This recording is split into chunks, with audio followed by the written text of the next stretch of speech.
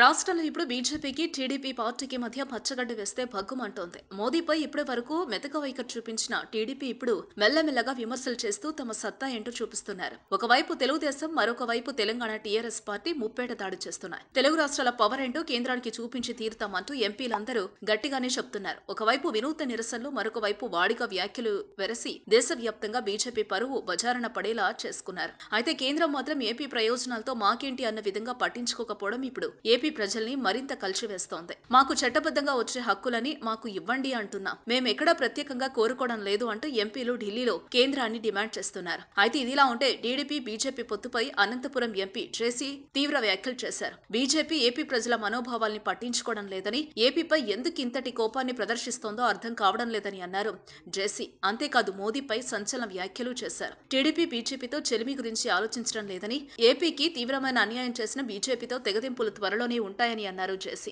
ఎప్పుడు అనేది సరిగ్గా చెప్పలేకపోయినా సరే ఈ నెలాఖరులోగా బీజేపీకి తలాక్ చెప్పే అవకాశం ఉందన్నారు.